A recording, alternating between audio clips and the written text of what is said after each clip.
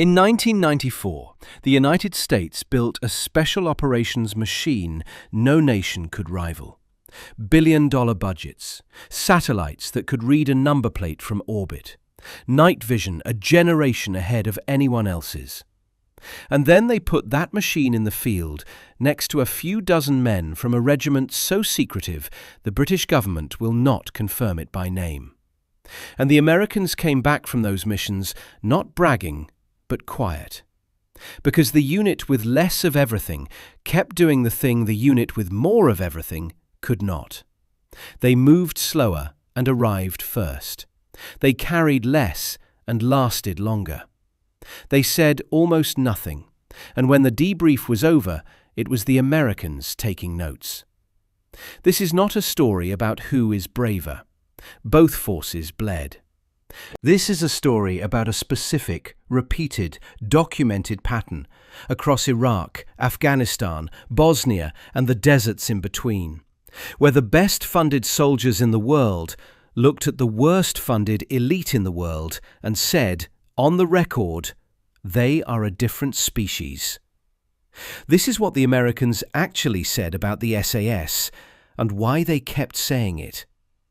Now, before we go any further, the record asks for one correction, and we are going to make it out loud, because the whole point of this account is that we only deal in what can be sourced. The line, a different species, is real in the sense that it has circulated. It has been repeated across films and channels and reposts until it sounds like testimony. What it is not is documented. There is no declassified file, no named memoir, no contemporaneous report that places those three words in the mouth of a verifiable American officer. The same is true of the precise framing in the title of this video. We will deal with the Bosnia operation in full, and it was fast, and it stunned the people watching it. But no primary source clocks it at 19 minutes, and no primary source records a specific Delta Force man saying a specific thing about it afterward. So here is the discipline for the next half hour. Where a reaction is on the record, with a name, a rank, a date, we will quote it. Where it is barracks legend, we will say so and move on. The case for the SAS does not need the legend. The documents are enough. Let us start with the contradiction, stated flat, because everything that follows is an attempt to explain it. By the mid-1990s, the American Special Operations Enterprise was the most lavishly resourced military instrument in human history. It had the aircraft, it had the surveillance, it had the analysts and the money and the reach. And across the next 2 decades, in 3 separate wars, that enterprise repeatedly found itself standing beside a British regiment that had almost none of those advantages, and watching that regiment solve the exact problems the machine could not. Not the problems that needed firepower, the problems that needed a human being. The patient ones, the slow ones, the ones where the answer was not a bigger system, but a quieter man. Name the theatres now, so you understand this is a pattern and not an anecdote. Bosnia, in the late 1990s, where indicted men walked free for a year and a half while tens of thousands of NATO troops declined to touch them. Iraq, from 2003 through 2007, where an American-run campaign was losing until a small British element changed the tempo of it. Afghanistan, across more than a decade, where the same names kept appearing on the same joint missions. 3 theatres, 1 recurring verdict. That is what we are here to examine. And to understand why the verdict kept landing the same way, you have to understand what the regiment is at its root. Not the myth, the design. It was built in July 1941 by a bored, eccentric young officer named David Sterling in the deserts of North Africa, on a single idea: that a handful of highly trained men, striking far behind the enemy's lines where he least expected them, could do damage out of all proportion to their number. It began as a deception. Sterling called it L Detachment, Special Air Service Brigade. The grand name, invented partly to fool the enemy into thinking Britain had a whole new parachute force, when in truth it had 5 officers and 60 other ranks. From the very beginning, then, the regiment's premise was the inverse of the one the Americans would later build their enterprise on. Not mass, not overwhelming resource. The opposite. Economy of force, surprise, and the maximum achieved by the minimum. The modern selection course was laid down by a man named John Woodhouse in 1952, when 22 SAS took its present shape. And the motto Sterling chose has never changed. Who dares, wins. Hold that founding idea against the American machine of the 1990s, and the contradiction stops being a coincidence. It is a difference of doctrine 80 years deep. One enterprise was built to be the biggest. The other was built from its first day to be the smallest thing that could still win. Begin in Bosnia, because it is the cleanest example of the whole thesis in a single morning. By 1997, the war was officially over. The Dayton Agreement had been signed in December 1995. And yet the men named in the indictments of the International Criminal Tribunal for the former Yugoslavia, the men accused of organizing the camps, of orchestrating the worst of it around Prijedor, were not in custody. They were at large. They held public office. They went fishing. For roughly 18 months, the NATO-led stabilization force, a force numbering in the tens of thousands, did not move on a single one of them. Human Rights Watch documented the inaction at the time, and the criticism was withering. The most powerful military coalition on the continent had the names, had the locations, and would not act. That is the situation. Hold it in your mind. The problem was not capability. The problem was a kind of institutional reluctance, and it had ossified into a year and a half of nothing. On the morning of the 10th of July 1997, that changed. 2 5-man teams from the Special Air Service went in. They carried the tribunal's indictments with them, physically, like warrants. The operation was sanctioned by NATO's stabilization force, and we know this is not legend because NATO confirmed it in an official press briefing the very next day. This is a documented event with a paper trail in The Hague and in NATO's own archive. One target was a wartime authority in Prijedor named Milan Kovacevic. By the time of the operation, he was working as a hospital director. The team did not arrive with a column of vehicles. They walked in. Accounts describe them talking their way past the doors as Red Cross officials, pistols concealed. No announcement, no perimeter, no spectacle.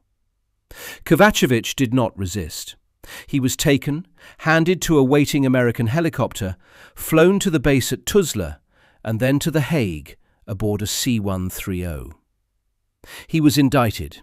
He died in custody the following year. The other target, a former police chief named Simo Drljača, was approached at a reservoir where he had gone to fish. He did not go quietly. He opened fire, wounding one of the British soldiers in the leg, and in the exchange that followed, he fell. Both objectives, miles apart, were resolved inside the same short window of the same morning. It is worth pausing on what that morning actually represented, because the significance is easy to skate past. This was not merely a successful arrest. It was the first time the entire NATO-led machine in Bosnia had moved on an indicted man at all. For 18 months, the policy had been hesitation, a fear, in part, that any attempt would trigger reprisals, would unravel a fragile peace, would cost more than it was worth. The institution had talked itself into paralysis. And then 2 small teams demonstrated in a single, uninterrupted operation that the thing everyone had treated as too dangerous to attempt could in fact be done quietly, cleanly, and without the catastrophe everyone feared. That is a particular kind of achievement, and it is the kind the regiment specialises in, not doing what no one else can do, but doing what everyone else has decided is impossible, and proving, by doing it, that the impossibility was never in the task, it was in the institution. The Americans in that chain, the ones flying the helicopters and holding the wider perimeter, watched a year and a half of coalition reluctance dissolve in the span of a few hours. You do not forget watching that.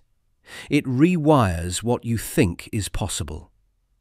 Here is why this matters, and why it is the spine of everything else. A problem that had defeated a coalition of tens of thousands of troops for 18 months was resolved, in its first decisive instance, by 10 men in a single morning. Not because the 10 men had more, they had vastly less. They had no satellites that morning, no air armada, no industrial apparatus. They had patience, preparation, and the willingness to walk into a building alone and be wrong about nothing. The watching Americans, and Americans were watching, this was a NATO operation with US helicopters in the chain, did not see a display of force. They saw a problem disappear. That is the pattern in miniature. The machine had stalled. A handful of quiet men unstalled it. And the lesson the observers took away was not about equipment. It was about tempo and judgment and the particular kind of nerve that does not need an audience. That is one way to tell the story of the 10th of July, 1997.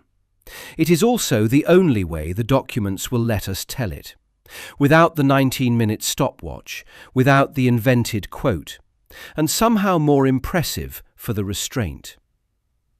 Now move forward 6 years and 1,000 miles to the place where the documented American reaction is strongest, because here we have a name and a rank attached to it. Iraq, 2003 onward. The invasion is over. The insurgency has begun.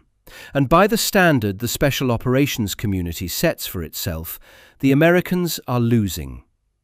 Al-Qaeda in Iraq is building car bombs faster than anyone can find the people building them. The enemy regenerates quicker than the coalition can take him apart. Into this, an American general named Stanley McChrystal, then commanding the Joint Special Operations Command, builds something new. He fuses the special forces, the aircraft, and the surveillance into a single machine designed to do one thing: dismantle the network faster than it can rebuild itself. He runs it out of a base at Balad that the men inside called, half-joking, the Death Star, because, the phrase went, you could reach out with a finger and remove somebody. Find, fix, finish, exploit, analyze, repeat, at a tempo no one had attempted before. That is the machine. And for a while, even the machine is not enough. The British SAS were in Iraq from the start under their own name, Task Force Black, later renamed Task Force Night after the first name leaked. For the first couple of years, they operated at a certain distance from the American command, partly over disagreements about how detainees were handled. Then, in the middle of January 2006, that changed. In an operation the British called Traction, the regiment integrated fully into McChrystal's command. The phrase used by the men who were there was that the SAS became joined at the hip with the Americans. And this is the part worth slowing down for, because McChrystal himself is documented as having a long relationship with the regiment.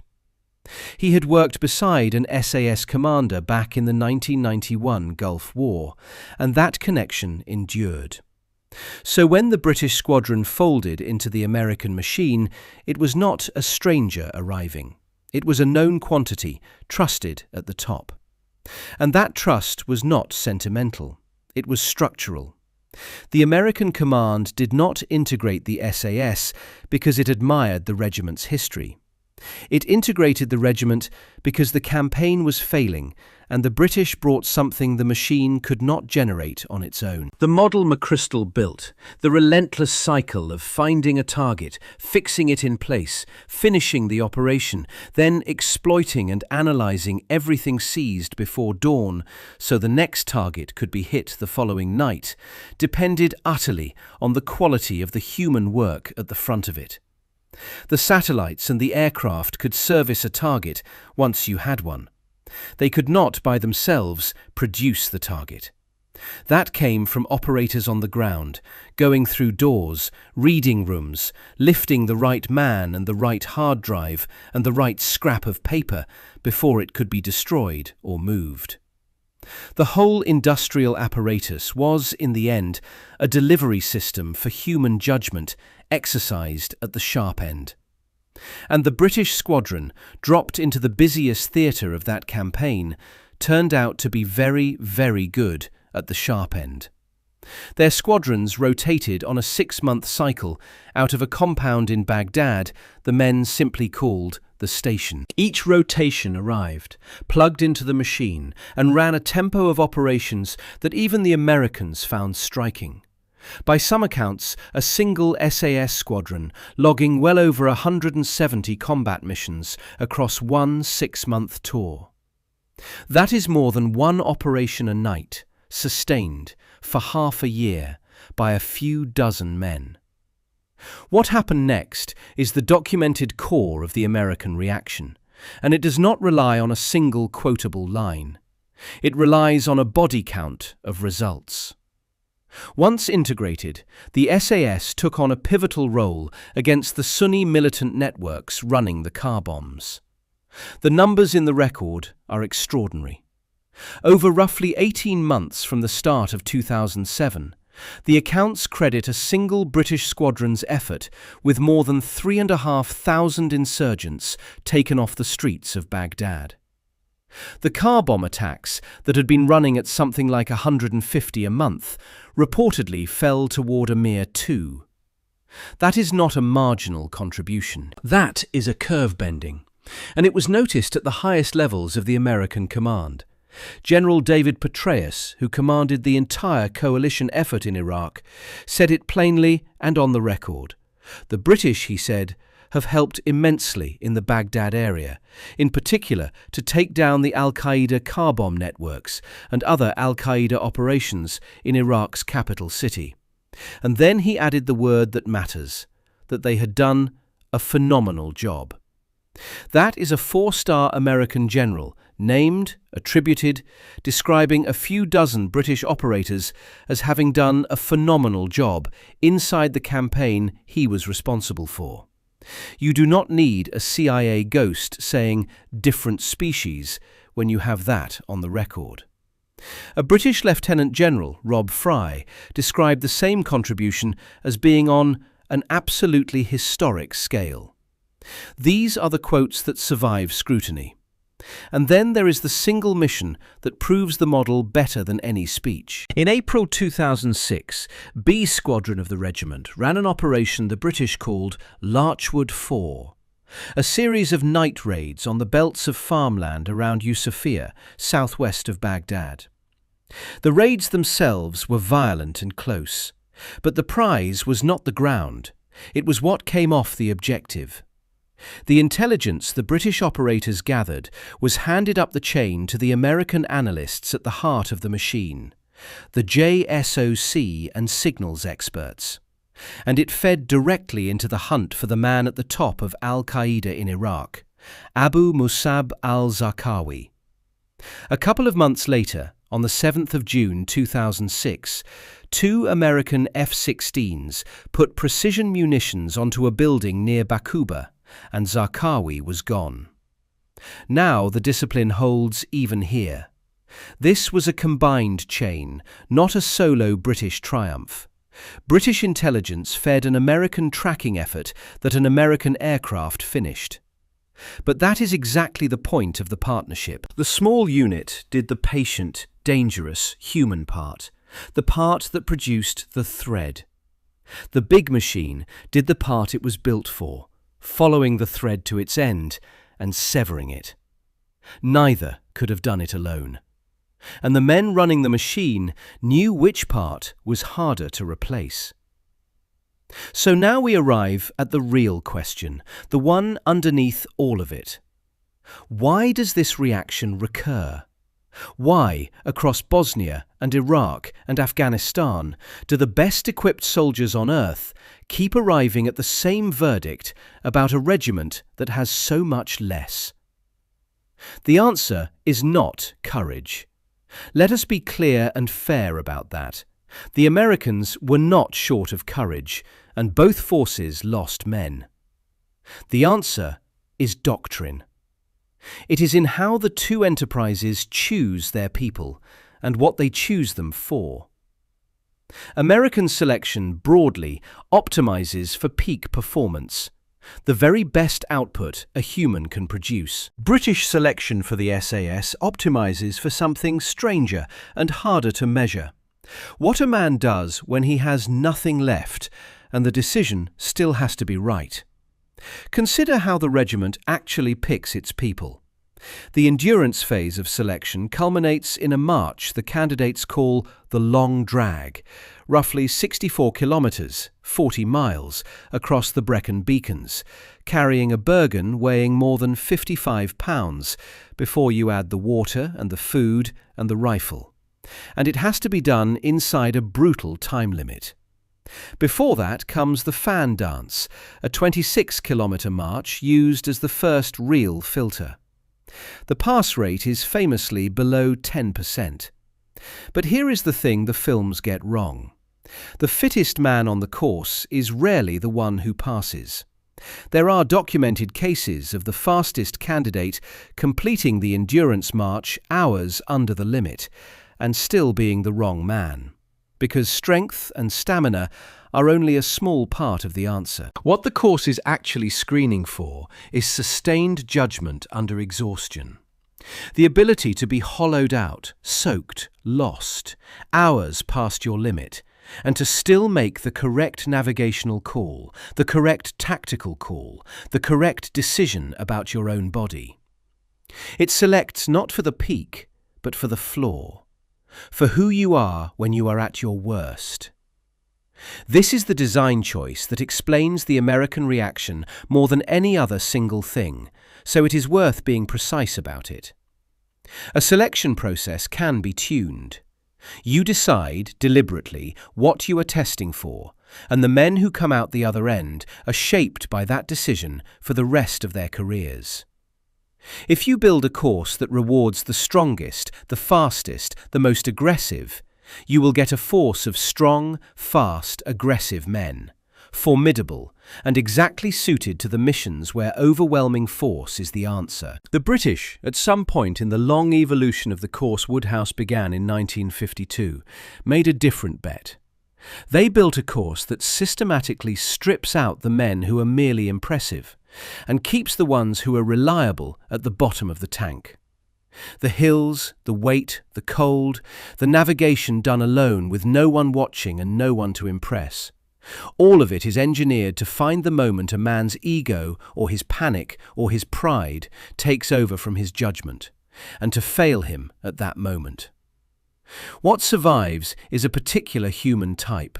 Someone who, drained completely, will still do the dull, correct thing rather than the dramatic wrong one.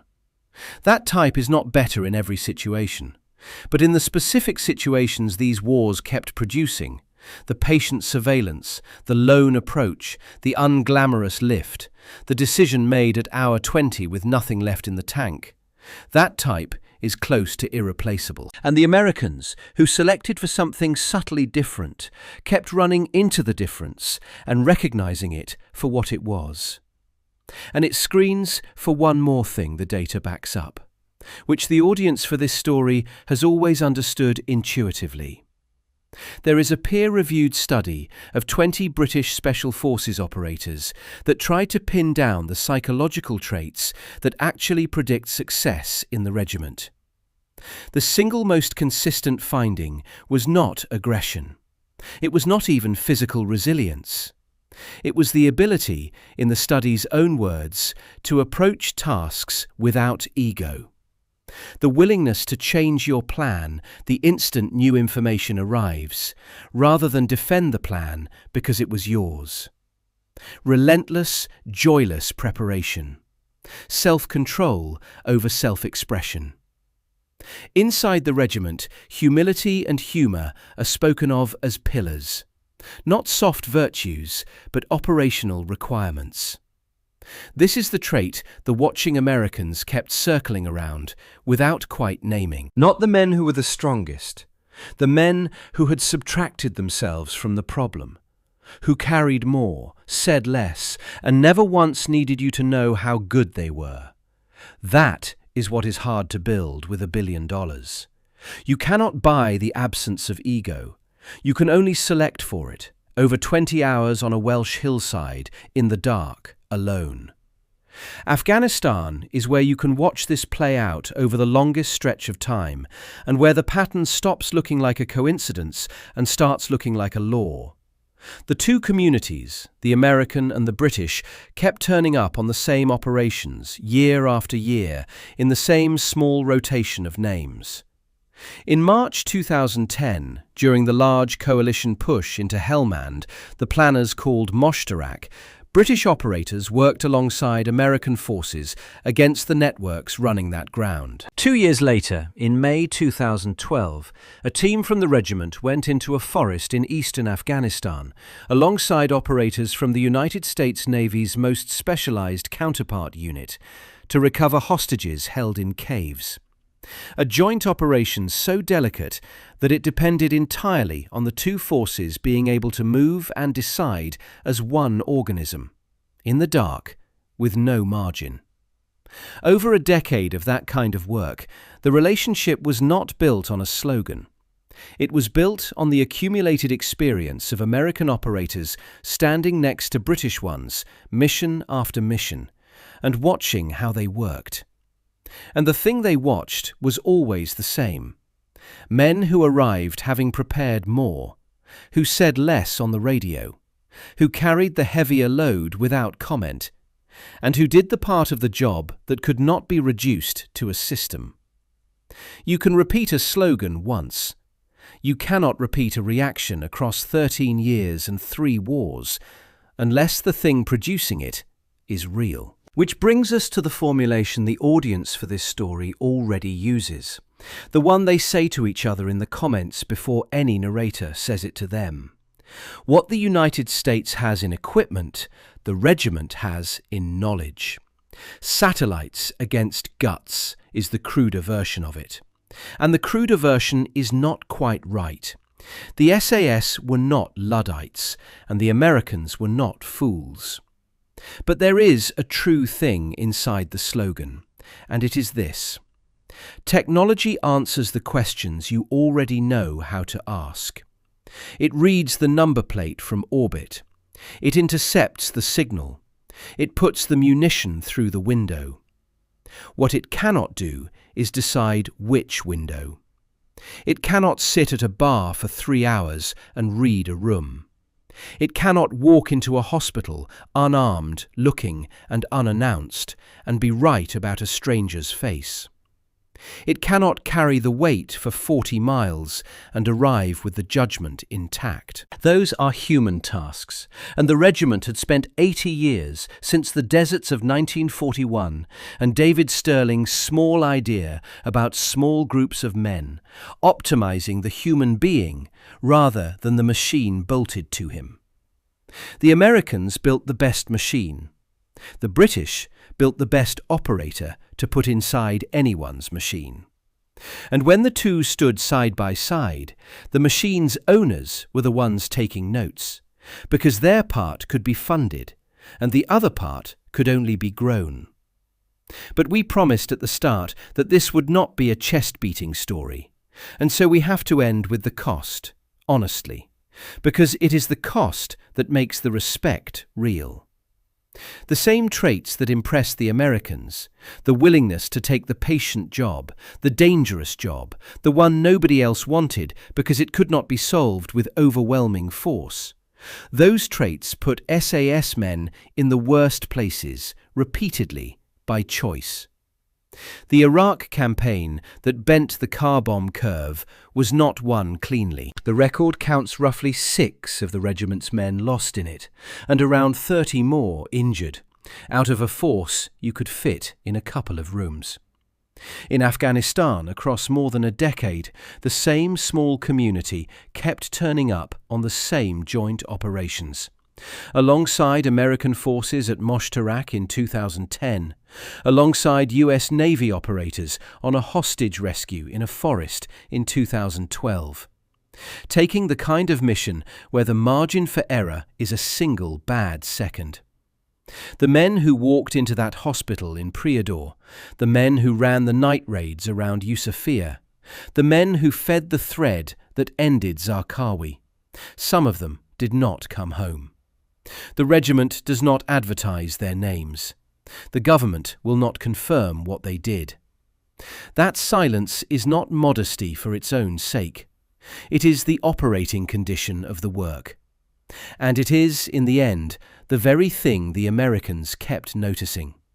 That the men doing the most said the least, and were already gone before the credit could be assigned. The respect runs both ways. The Americans were superb at what they were built for, but on the specific, human, unfundable tasks, they kept finding that the smallest elite in the war was the one they could not replicate. That is not contempt. It is the highest compliment one professional can pay another. I have all of this, and I still need you for that. The Americans had everything. Better kit, bigger budgets, more men, more machines. And across 30 years and 4 wars, the most consistent thing they brought home from working beside the SAS was not a trophy. It was a question. How does a unit with less of everything keep doing the thing we can't? The British never answered it out loud. They didn't need to. The answer was the silence the Americans kept noticing. Men who carried more said less, and were already gone before anyone realized they'd arrived. What the US has in equipment, the regiment has in knowledge. That's not a boast. It's just the after-action report, and the Americans wrote it themselves.